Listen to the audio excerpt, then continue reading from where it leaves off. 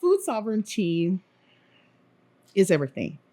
I'm glad now more Black people are like grasping the idea of food sovereignty, and more Black people now are growing food in urban areas, and I love it. Almost 7 years ago, it still was not something that Black folks really took a hold to, and so it felt like almost like a pioneering or a part of a group of pioneers, because like the founder of Hilltop Urban Gardens of Hug, they were doing it, and there were people doing that with them, and so it felt like kind of like reestablishing something that should have never um, disappeared from our culture, from our families, from our rights to do, our natural born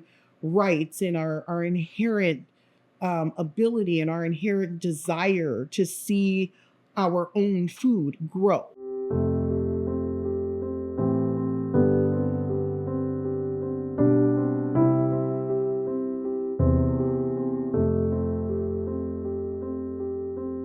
Hug came into existence in the first place is that a LGBTQ IA plus and trans Black community member was actually best friends with my next door neighbor, and we had a really good relationship with our neighbors. And I had mentioned to them, because they were like, "Wow, what are you going to do with this cool like large backyard?" You know how neighbors talk. And I had mentioned my goal of growing food, and they said, "Oh, the person what the neighbor that I was talking to, because it was four adults sharing a home, and the one that I was talking to was like, "Oh my god, I have got to introduce you to my best friend, Dean Jackson." And so I was like, "Yeah, so I had an opportunity to meet Dean like as they were starting this effort, and have those conversations about Black folks growing food. And yeah, so that was where Dean and I first connected. My involvement with the organization overall was as a community member. Hilltop Urban Gardens was a beautiful concept and innovation at the time in 2010, and I was a Hilltop resident and thinking about gardening and how to grow my own food with my children. We were already growing like herbs in our window in pots. The dream to grow food at that property did not manifest at the time.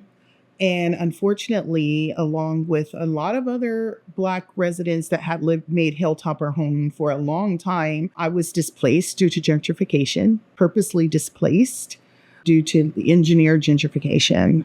And I was fortunate enough, with the support of a friend, to move back to Hilltop into a home that has a really large yard space. It was like, felt like this second opportunity, like, okay, like grab it, seize it by the horns. And we did. That's what yeah, we absolutely, literally got dirty and got it out the mud and taught ourselves how to grow food. We started doing some very community oriented property management type, community offering and business model. And through that business model, we were pairing it up with our garden, and taking Black folks out there, and we have had some like beautiful like cultural harvest days where young mother with a child on her back, and all Black folks, and just being their full selves, and seeing that diversity within our culture.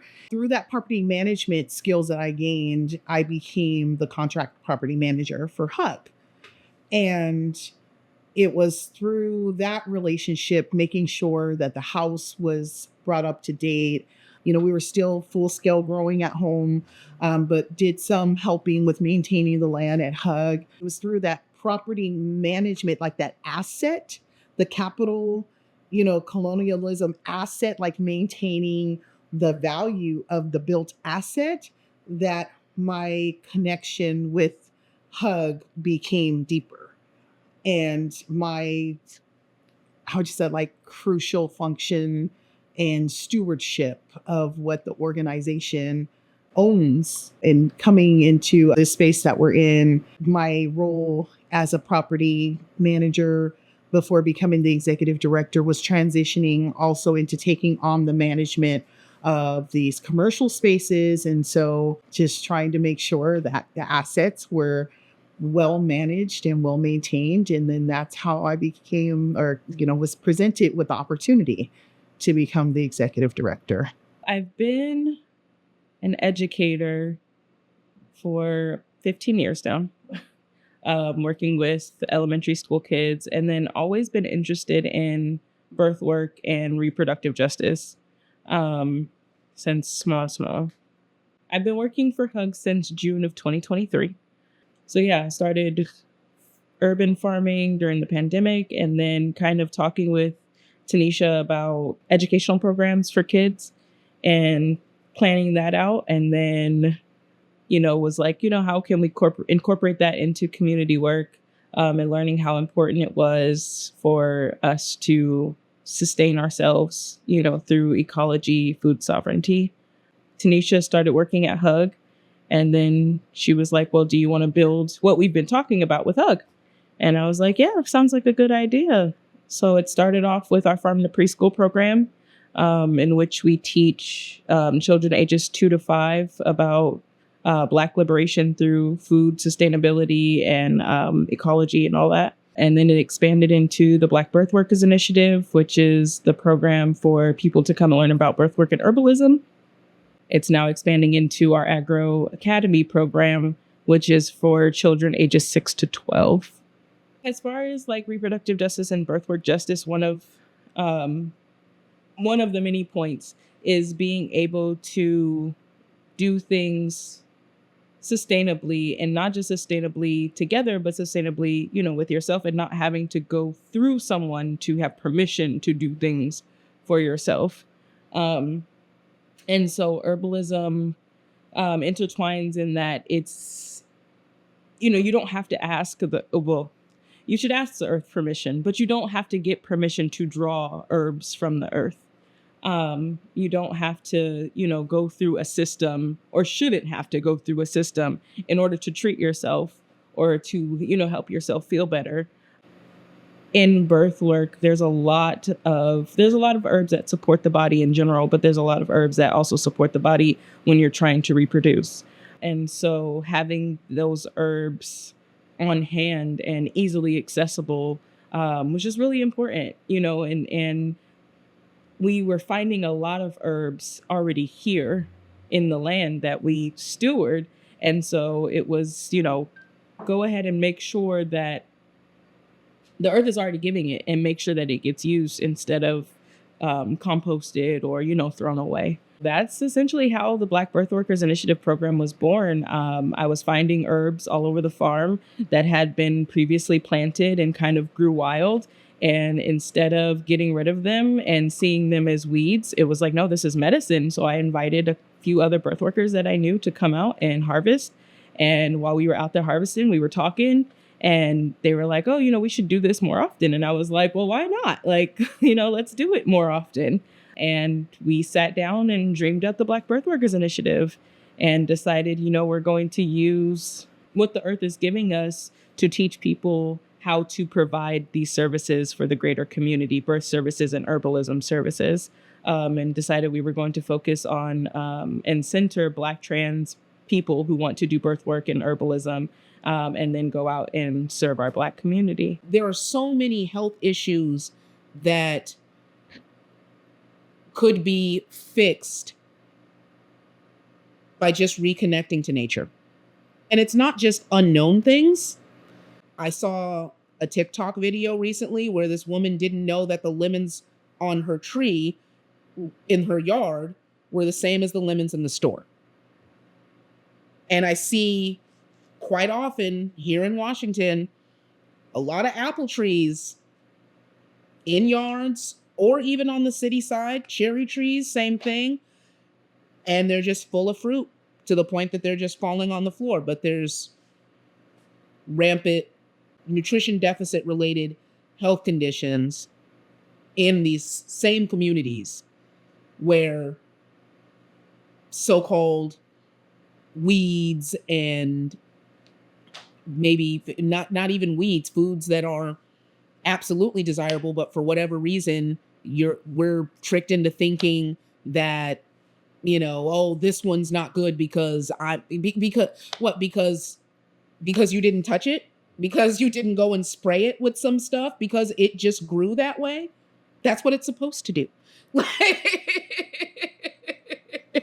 If it's bearing fruit without you doing anything to it, that's a good tree. But that's where it's on us as a community for those of us who do have the time, who do have the knowledge, to create something that is a resource for all. And so that we're not all reliant on quick fixes. I think that that's what the biggest thing is that and this isn't just the Black community, as a society in total, American society, we are very focused on a quick fix and not necessarily a holistic solution.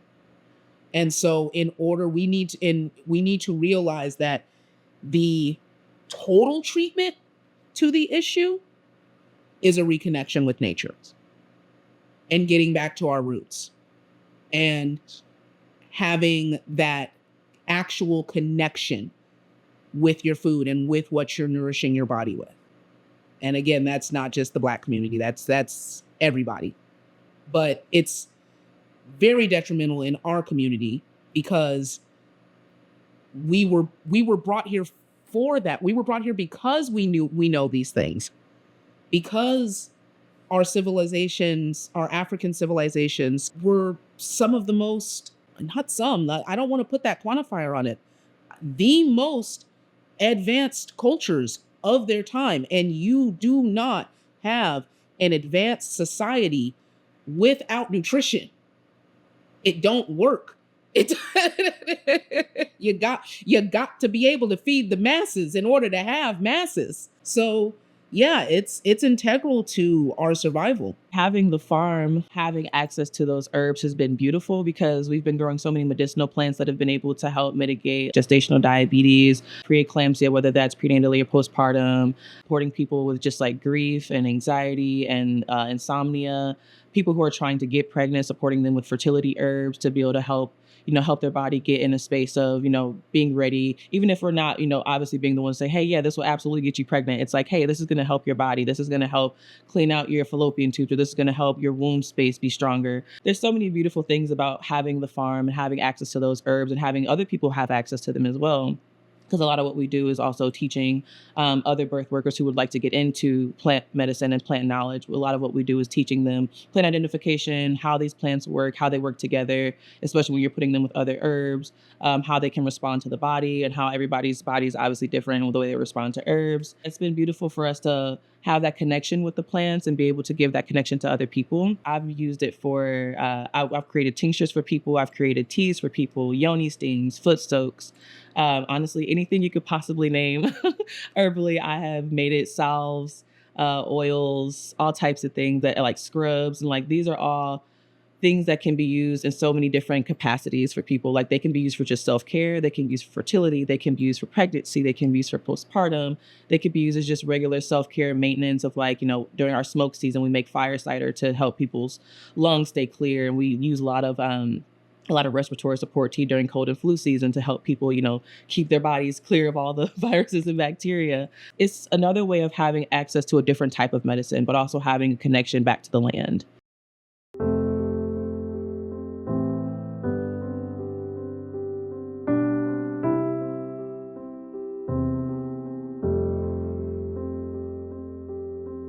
It's been beautiful. It's been a really beautiful journey and not easy.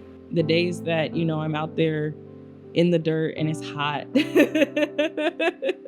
or the times that I'm, talking to a bunch of people because I'm trying to coordinate like our blessing wave and I'm trying to make sure people have what they need and, also serve my community and also take care of myself.